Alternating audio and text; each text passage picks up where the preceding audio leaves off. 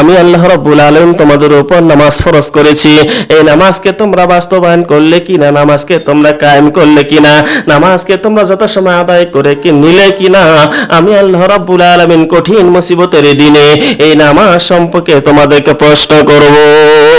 সম্মানিত ভাইরা আমার, আল্লাহর হকের ভিতরে এক নম্বর হক হচ্ছে নামাজ। এই নামাজ যদি আপনি আদায় না করেন, কঠিন মুসিবতের দিনে আল্লাহ তাআলা হাত থেকে আপনি বাঁচতে পারবেন না। যেখানে সবাই দাঁড়িয়ে যাব, যেখানে নেতারা দাঁড়িয়ে যাবে, কর্মচারীরা দাঁড়িয়ে যাবে, যেখানে বাবা দাঁড়িয়ে যাবে, মা দাঁড়িয়ে যাবে, স্বামী স্ত্রী সবাই যেখানে দাঁড়িয়ে যাবেন, আমরাও সেখানে সারিবদ্ধ হবে, কিন্তু আমরাও দাঁড়িয়ে যাব।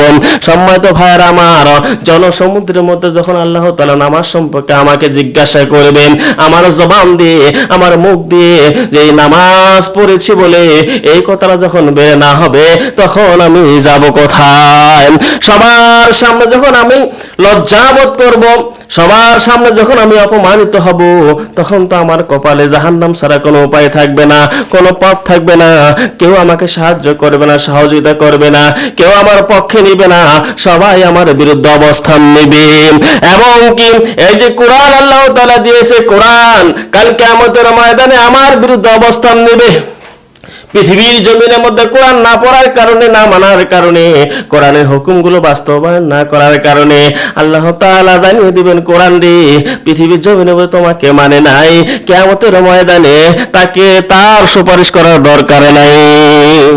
সম্মানিত ভাইরা আমার, কোরআন কিন্তু সুপারিশ করবে। কোরআন যদি কাল কিয়ামতের ময়দানে আপনার পক্ষে নেয়, আপনার কপাল ভালো, আর যদি আপনার বিপক্ষে অবস্থান নেয়, আপনার কপাল খারাপ, বিনিময় পাবেন আপনি জাহান্নাম।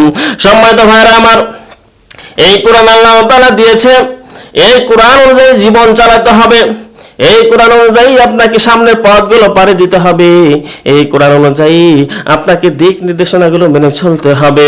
যদি আপনি না করতে পারেন, কঠিন মুসিবতের দিনে আল্লাহ রাব্বুল আলামিন আপনাকে জাহান্নামে দেবে। আমার কথা হলো যে মহান আল্লাহ রাব্বুল আলামিন আরবি ভাষায় কোরআন নাজিল করে দিয়েছে আপনার জন্য, আমার জন্য, আপনার ভালোর জন্য, আমার ভালোর জন্য, আপনার সন্তানের ভালোর জন্য, আপনার স্ত্রীর ভালোর জন্য।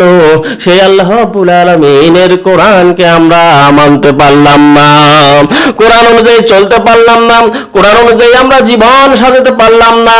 এত হতভাগা মুসলমান আমরা, এত সুন্দর কিতাব পাওয়ার পরও আমরা কিতাবকে ভুলে গেলাম।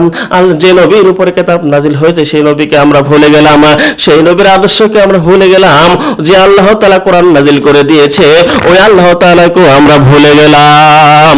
ভুলে গেছি বলে আজকে আমরা বিপদে পড়ি, ভুলে গেছি বলে আজকে আমাদের অভাব অনাটন, ভুলে গেছি বলে বেধর্মীরা মুসলমানদের উপর চাপিয়ে বসে, ভুলে গেছি বলে বেধর্মীরা আজকে আমাদের উপর আঘাত করে, জুলুম করে, নির্যাতন করে।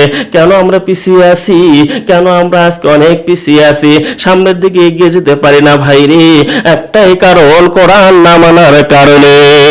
আজকে মুসলমান যদি কোরআন মানতো, আজকে মুসলমান যদি কোরআন অনুযায়ী আমল করত, কোরআন অনুযায়ী নিজের জীবন পরিচালনা করত, এই মুসলমান কখনো ছোট হতো না, এই মুসলমান কখনো জুলুমের শিকার হতো না, নির্যাতনের শিকার হতো না, জালিমের শিকার হতো না।